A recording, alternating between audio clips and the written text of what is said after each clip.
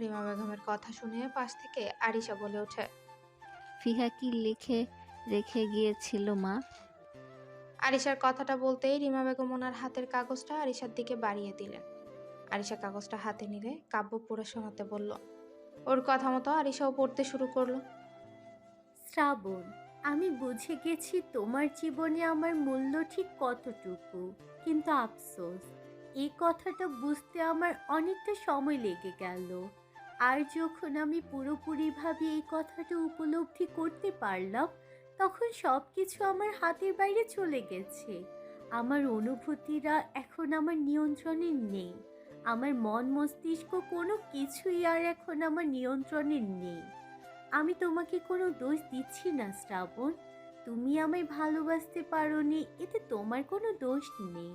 হয়তো আমার মাঝে এমন কোনো কমতি রয়ে গেছে, যার কারণে তুমি আমাকে নিজের মনে জায়গা দিতে পারোনি। কিন্তু তুমি আমার পুরো মনটাই জয় করে নিয়েছো। আমার মনে সর্বত্র জুড়ে শুধু তোমারই বাস শ্রাবণ।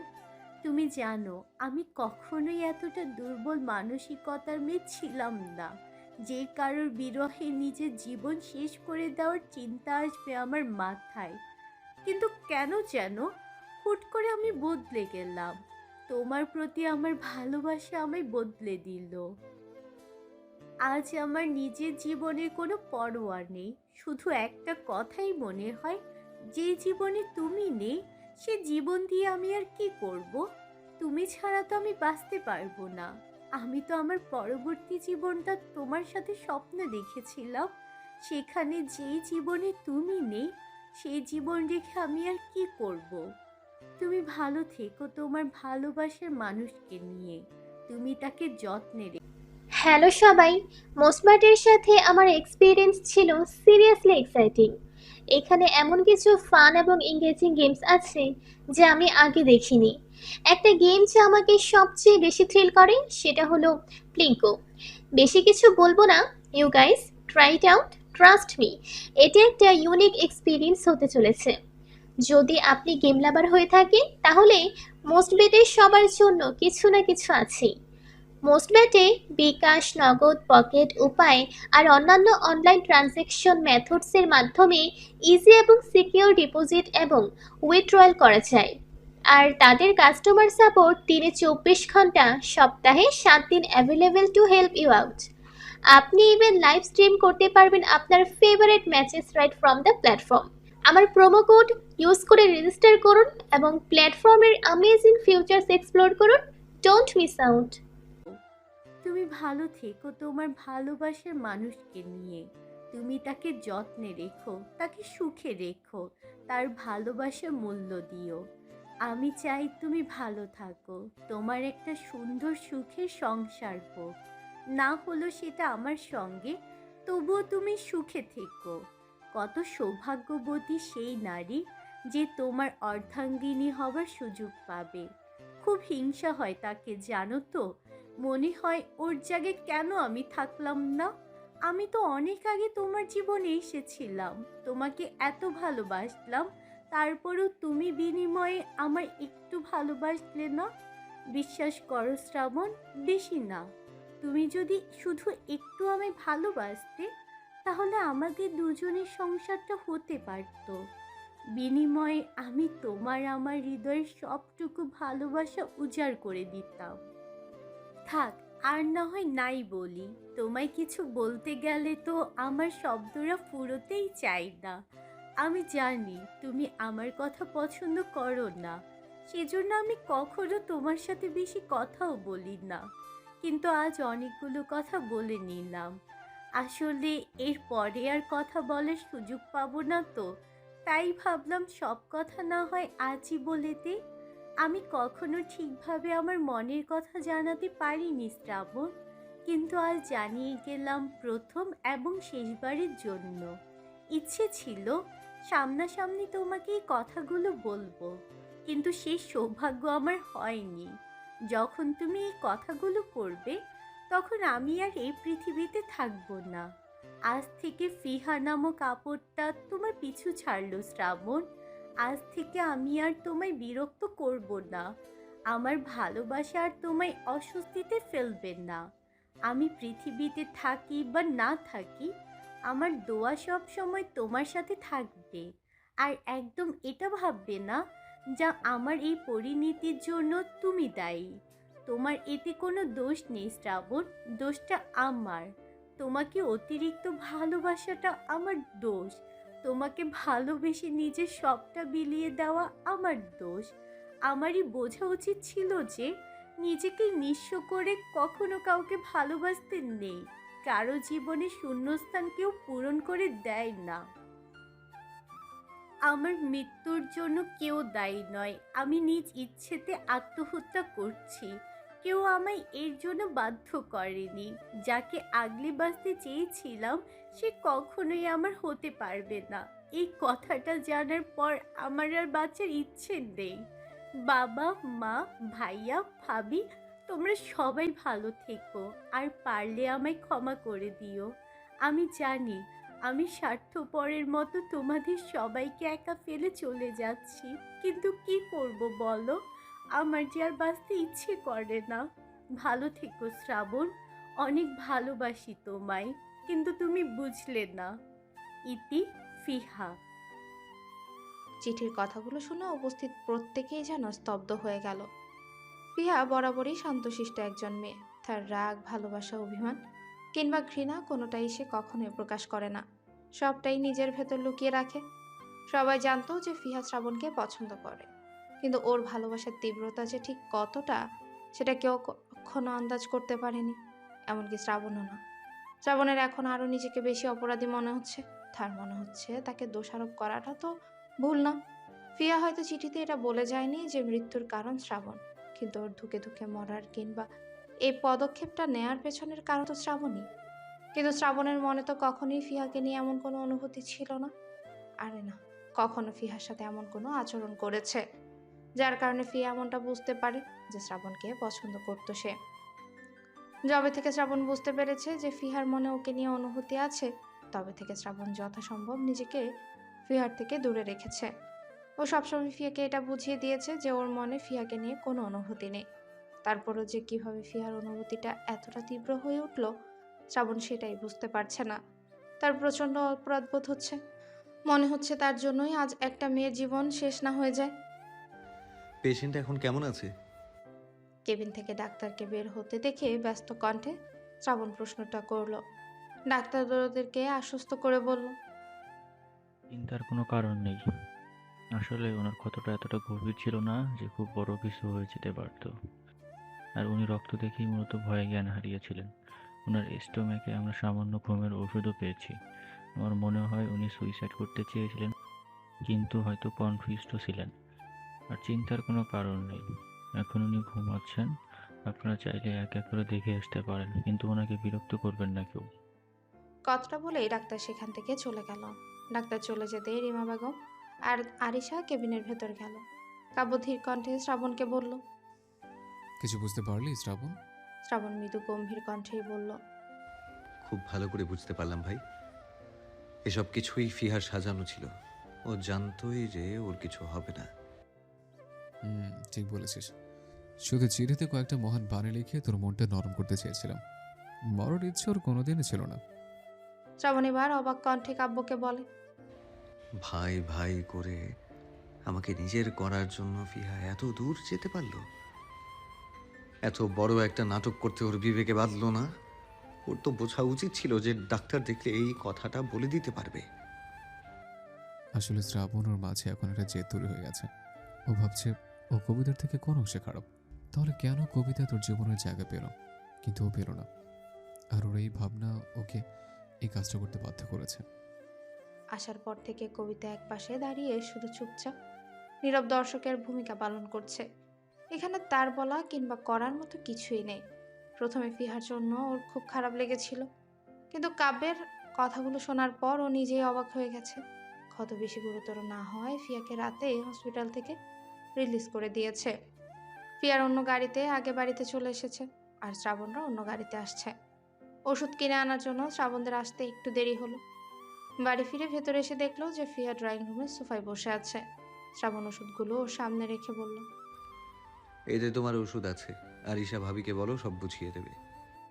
কথাটা বলে শ্রাবণ চলে যেতে নিলে পেছন থেকে ফিয়া ধীর কণ্ঠে বলে, আম সরি শ্রাবণ, আমার জন্য তোমায় এত কষ্ট করতে হবে না। অনুষ্ঠানেও তো ঠিকভাবে এনজয় করতে পারলে না। I am really sorry. কথাটা কানে যেতেই শ্রাবণ ফিহার দিকে ফিরে তাচ্ছিল্য হাসি দিয়ে বলে, এবার একটু থামো ফিহা, আমি সত্যি আর এগুলো নিতে পারছি না। শ্রাবণের কথা শুনে ফিয়া অবাক কণ্ঠে বলে, আমি ঠিক বুঝলাম না শ্রাবণ, তুমি কি নিতে পারছো না? ফিহার কথা শুনে ওদের থেকে একটু দূরে দাঁড়ানো কাব্য এগিয়ে এসে মৃদু হেসে বলে, এই যে তুমি এত সুন্দর করে মরার অভিনয় করলে ফিহা, আবার এখন তুমি খুব সুন্দর করে দুঃখ প্রকাশ করছো। মানে তোমার এই অভিনয়গুলো না আমরা কেউ নিতে পারছি না। মুহূর্তের মাঝে ফিয়ার অভিব্যক্তি বদলে গেল। তার মুখে ভয়ের ছাপে স্পষ্ট প্রকাশ পেল। ফিহার মুখ দেখে মনে হচ্ছে ওর অনেক বড় কোনো একটা সত্যর সবার সামনে চলে এসেছে, যেটাও খুব যত্নে লুকাতে চেয়েছিল। প্রিয়া মৃদু কাপা গলায় বলল, কি বলছো এইসব ভাইয়া? আমি মিথ্যা কেন বলবো? কাব্য পুনরায় হালকা হেসে বলল, শুধু মিথ্যে বলছো না ফিহা, খুব সুন্দরভাবে অভিনয় করছো। তুমি বলো না, যদি সত্যি মরার ইচ্ছে থাকে তাহলে কি তুমি ওভাবে হাতটা কাটতে? ছোটবেলায় খেলতে গিয়ে ওরকম ছোটোখাটো হাত আমাদের অনেক কেটেছে। ও, তারপর আবার ঘুমের ওষুধ খেয়েছিলে। ডাক্তার বলল খুব অল্প পরিমাণে তোমার স্টোমাকে ঘুমের ওষুধ পাওয়া গেছে। অল্প মানে খুবই অল্প। না মানে বলছিলাম যে তুমি কি হাসপাতালে ভালোভাবে ঘুমানোর জন্য ওষুধটা খেয়েছিলে? আমি আমার মৃত্যু নিশ্চিত করতেই ঘুমের ওষুধটা খেয়েছিলাম। শ্রাবণ এবার তাচ্ছিল্য হাসি দিয়ে বলে, এসব মিথ্যে অন্য কোথাও গিয়ে বলো ফিহা। খালামণি কিংবা আরিশা ভাবি হয়তো তোমার এই মিথ্যে নাটকগুলো বিশ্বাস করবে, কিন্তু আমরা কেউই করব না। তুমি নিজেও জানো যে তুমি কত বড় বোকামি করেছো। কিন্তু বলতেই হচ্ছে, তোমার প্ল্যানটা কিন্তু চমৎকার ছিল ফিহা। ওই চিঠিটা পড়ে সত্যি আমি ভীষণ অনুতপ্ত হয়েছিলাম। মনে হয়েছিল সত্যি আমার জন্য হয়তো তোমার জীবনটা শেষ হয়ে গেল, তোমার এই পরিণতির জন্য হয়তো আমি দায়ী। কিন্তু ডাক্তারের থেকে যখন ওই কথাগুলো শুনলাম, তারপর বুঝতে পারলাম আমি সব কিছুই তোমার সাজানো ছিল। তোমার উদ্দেশ্যই ছিল আমাকে গিল্টি ফিল করানো, আর তুমি সেটা খুব ভালোভাবে করতেও পেরেছিলে। ওদের কথার মাঝে সেখানে আরিশা এসে শ্রাবণের উদ্দেশ্যে মৃদু রাগী গলায় বলে, এসব কেমন কথা শ্রাবণ? তুমি জানো না ও অসুস্থ, তারপরও ওর সাথে এভাবে কথা বলছো কেন?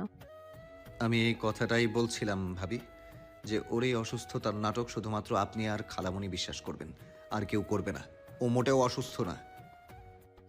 ও হাসপাতাল থেকে ফিরেছে শ্রাবণ, ও সুইসাইড করতে গিয়েছিল। তুমি তো নিজের চোখেই সবটা দেখলে, তারপরও এই কথাগুলো বলছো? তেমন কিছুই দেখি না আমি ভাবি, যাতে আমি বলতে পারি যে অসুস্থ। হ্যাঁ, প্রথমে ভেবেছিলাম হয়তো ও অসুস্থ, কিন্তু পরে ডাক্তারের বলা কথায় কিন্তু সবটা পরিষ্কার হয়ে গিয়েছে। এখন আপনি যদি বুঝেও না বোঝার ভান করেন, তাহলে আমার কিছু বলার নেই।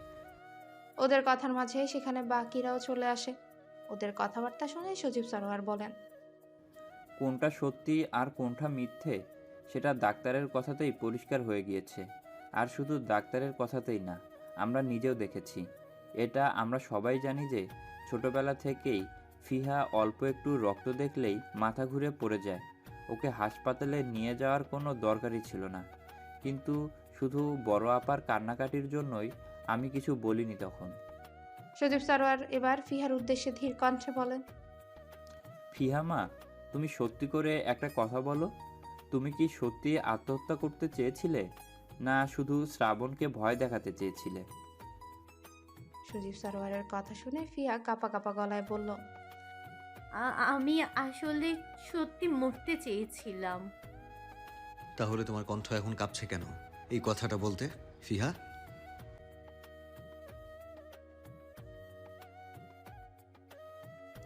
এই কাজটা তুমি কিন্তু একদম ঠিক করনি ফিহা। আর যদি সত্যি সত্যি তোমার কিছু একটা হয়ে যেত, তখন কি হতো বলো? এবার কাব্য ব্যঙ্গাত্মক গলায় বলল, ওর যেন কিছু না হয় সেজন্যই তো ও অল্প একটু হাত কেটেছিল। ওর সব কিছু আগে থেকে প্ল্যান করে রাখা ছিল মামা। আর ওই চিঠিতে এই কথাগুলো কেন লিখেছিল জানো? ও ভেবেছিল এসব বলে আমাদের সবার চোখে কোনো মহিষী নারী হয়ে উঠবে। আর ও তো জানতোই যে ওর কিচ্ছা হবে না, তাই ভেবেছিল বাড়ি ফেরার পর হয়তো শ্রাবণের ওর ভালোবাসায় দয়া হবে আর ও বিয়ে করে নেবে ফিয়াকে অথবা বাড়ির লোকজন মিলে জোর করে হলেও ওর সাথে শ্রাবণের বিয়ে দিয়ে দেবে। প্ল্যানটা কিন্তু দারুণ ছিল ফিহা। ফিয়া যেন কিছু বলতে পারলো না, কেননা ও এখন যতই মিথ্যে বলুক না কেন কাউকে আর ওর একটা কথাও বিশ্বাস করাতে পারবে না।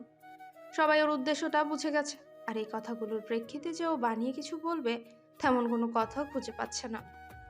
রিমা বেগম মুখ কালো করে একপাশে দাঁড়িয়ে আছে, তার মেয়াজ তার বলার মতো কোনো মুখ রাখেনি। হাসপাতালে তিনি শ্রাবণকে কত কথাই না শোনালেন, আর এখন ওদের দিকে তাকাতেও লজ্জা করছে। সবাইকে চুপ থাকতে দেখে আরিশা বলল, যদিও এমনটা করেও থাকে, তাহলে তুমি শুধু ওর মিথ্যেগুলোকেই দেখবে শ্রাবণ। এর পিছনে তোমার প্রতি ওর ভালোবাসাটা দেখবে না? তোমাকে পাওয়ার ওর তীব্র ইচ্ছেগুলো তুমি দেখবে না? শ্রাবণ মৃদু গম্ভীর কণ্ঠে আরিশাকে বলল, এসবকে পাগলামো বলে ভাবি। আর যে সম্পর্কের মাঝে মিথ্যের আশ্রয় নেওয়া হয় সেই সম্পর্কটা কখনোই কারোর জন্য ভালো হতে পারে না। আচ্ছা, ওর দোষটা কোথায় বলো তো? ও তো তোমাকে ভালোবাসে, এখনও সবাই তোমার সাথে ওর বিয়ের কথা বলে, তাহলে কি ওর স্বপ্ন দেখাটা ভুল? শ্রাবণ এবার রাগী কণ্ঠে বলল, আজ থেকে যেন ও আর এই স্বপ্ন না দেখে সেই ব্যবস্থাই আমি করব। আব্বু, আমি তোমায় কিছু বলতে চাই। সজীব সরোয়ার যেন বুঝতে পারলেন যে শ্রাবণ তাকে কি বলতে চাইছে। তিনি মাথা নাড়িয়ে সম্মতি জানালেন। শ্রাবণ লম্বা একটা শ্বাস নিয়ে মনে মনে সাহস সঞ্চয় করে সজীব সরোয়ারের উদ্দেশ্যে বলে, তোমরা তো আমার বিয়ে দিতে চাও, বেশ, আমি বিয়ে করব, কিন্তু আমি যাকে ভালোবাসি তাকেই করব। সজীব সরোয়ার মৃদু গম্ভীর গলায় বলেন। কে সে? শ্রাবণ একবার ওদের থেকে দূরে দাঁড়িয়ে থাকা কেয়ার হাত শক্ত করে ধরে কবিতার দিকে তাকালো। সে জানে না এরপর কি হবে, কিন্তু যা হয় দেখা যাবে। বলতে তো তাকে হবেই, না হলে সমস্যা আরো বাড়তে পারে। আমি কবিতাকে ভালোবাসি আব্বু, আর বিয়ে করলে ওনাকেই করব। উনি ছাড়া আর কাউকেই আমি নিজের জীবনে জায়গা দিতে পারবো না। ড্রয়িং রুমে যেন ছোটখাটো একটা বিস্ফোরণ হলো। কয়েকটা মানুষ আন্দাজ করতে পেরেছিল যে শ্রাবণ কি বলতে পারে, তাই তাদের অবাক হওয়ার মাত্রাটাও খুব সামান্য। কিন্তু যারা এই কথাটা আন্দাজও করেনি তাদের যেন অবাকের মাত্রাই রইল না। কারো যেন শ্রাবণের কথাটা ঠিক বিশ্বাস হলো না। এদিকে কবিতার যেন এখন দাঁড়িয়ে থাকাটাও দায় হয়ে গেছে, কেননা শ্রাবণের বলা এই কথাটা শোনার পর অনেকগুলো বিস্মিত চাহনি তার উপরই পড়েছে। এদের মাঝে কয়েকজনের দৃষ্টিতে আবার তীব্র রাগ আর ঘৃণাও রয়েছে। কবিতা যে এখন এখান থেকে চলে যাবে সেটাও করতে পারছে না। এদিকে সোমা সারোয়ার অবাক কণ্ঠে শ্রাবণকে বলে, কি বললি তুই? এটা কি তুই সত্যি বলেছিস না মজা করছিস শ্রাবণ? সোমা সারোয়ারের কথা শুনে শ্রাবণ অত্যন্ত ধীর গলায় বলল, না আম্মু, আমি একদমই মজা করছি না। আমি ভেবেছিলাম যে এই কথাটা আরো কয়েকদিন পর একটা ভালো সময় ও পরিস্থিতি বুঝে সবাইকে জানাবো, কিন্তু আশেপাশের যা অবস্থা দেখছি তাতে আমার মনে হলো যে আর দেরি করা বোধ হয় ঠিক হবে না। আমি সত্যি কবিতাকে বিয়ে করতে চাই আম্মু। শ্রাবণের কথা শুনে আরিশা রাগী গলায় বলল, তাহলে এটাই ছিল তোমার ফিহাকে বিয়ে না করার কারণ, তাই না শ্রাবণ? এখন সত্যি করে বলো তো, ওই মেয়েটার সাথে তোমাদের হঠাৎ দেখা হয়েছিল নাকি সবটাই নাটক তোমাদের? নিশ্চয়ই আগে থেকেই সবটা ঠিক করা ছিল, তাই না? নাহলে এত তাড়াতাড়ি তোমার ওর প্রতি এতটা ভালোবাসা তৈরি হয়ে গেল যে তুমি ওর মতো একটা মেয়ের জন্য ফিহাকে রিজেক্ট করছো। আরিশার কথা শুনে শ্রাবণ মৃদু হেসে বলল, আপনার সব প্রশ্নের উত্তর আমি দেব ভাবি। প্রথমত, যদি আপনি এখনকার কথা বলেন তাহলে আমি বলবো আমি ফিহা কেন, কবিতা ছাড়া অন্য কাউকে বিয়ে করব না। আর যদি শুধু ফিহার কথা বলেন তাহলে আমি ওকে কখনোই বিয়ে করতে চাইনি, সেটা মনে হয় সবাই খুব ভালো করেই জানে। দ্বিতীয়ত, কবিতার সাথে আমাদের ট্রেনে হঠাৎ অপ্রত্যাশিতভাবে দেখা হয়েছিল। এখন সেটা আপনি বিশ্বাস করবেন কি করবেন না সম্পূর্ণ আপনার ব্যাপার। আর আপনার তৃতীয় প্রশ্নের উত্তরটা দেওয়ার আগে একটা কথা আপনাকে বলে নিই, কবিতা কেমন মেয়ে সেটা আপনার আমাকে জানাতে হবে না, আমি খুব ভালো করেই জানি। আর আমি ওর সম্বন্ধে কোনো বাজে কথা কিন্তু সহ্য করব না। আর আপনি কবিতার সাথে ফিহার তুলনা কেন করছেন? দুজন মানুষ সম্পূর্ণ আলাদা। আর আপনি ফিহার সাথে কবিতার তুলনা করে বলছেন কবিতা ফিহার থেকে অনেক পিছিয়ে আছে। তাহলে আমার চোখে ওদের তুলনা শুনুন। আমার চোখে ফিহা কবিতার সাথে তুলনারও যোগ্য নয়। আর আমার ওনার প্রতি কত তাড়াতাড়ি কতটুকু ভালোবাসা তৈরি হয়েছে সেটা না হয় আমি এখানে নাই প্রকাশ করলাম। আর ফিহা কখনোই আমার চয়েস ছিলই না যে আমি কবিতার জন্য ওকে রিজেক্ট করব। আপনি এই কথাগুলো বলে কিন্তু কবিতাকে ছোট করছেন না, ছোট করছেন ফিহাকেই। কারণ আপনি হাজার চাইলেও কবিতাকে আমার চোখে ছোট করতে পারবেন না। শ্রাবণের কথাগুলোর প্রেক্ষিতে আরিশা আর কিছুই বলতে পারল না। তার বলার মতো আর কোনো মুখই নেই। রিমা বেগম আর তেতে উঠে তার বোন সোমা সরোয়ারের উদ্দেশ্যে বলেন, এখন বুঝতে পারছিস কেন আমি ওই মেয়েকে ঘরে রাখতে নিষেধ করেছিলাম? আমি জানতাম এসব মেয়েরা কখনোই কোনো উদ্দেশ্য ছাড়া আসে না। আমি তোকে বারবার সাবধান করেছিলাম, সময় থাকতে এই মেয়েকে বিদায় কর। শ্রাবণের হাবভাব আমার সুবিধার ঠেকছে না, কিন্তু না, তুই আমার একটা কথাও শুনলি না। সময় থাকতে যদি আমার কথা শুনতি তাহলে আজ এই দিনটা দেখতে হতো না। ওই মেয়ে ছেলেটার মাথা একেবারে খেয়ে ফেলেছে, এখন সামলা। রিমা বেগমের কথা শুনে কাব্য হালকা বিরক্তিকর কণ্ঠে বলে, এখানে মাথা খেয়ে ফেলার কি আছে? আমি তো বুঝলাম না খালামণি। শ্রাবণের কবিতাকে ভালো লাগতেই পারে, এতে তো দোষে কিছু দেখছি না আমি। দোষটা পছন্দ হওয়াতে না, দোষটা হচ্ছে আমার মেয়েকে ঠকানোর ব্যাপারে। ওই মেয়ের জন্য তো আমার মেয়ের জীবনটা শেষ হয়ে যেত।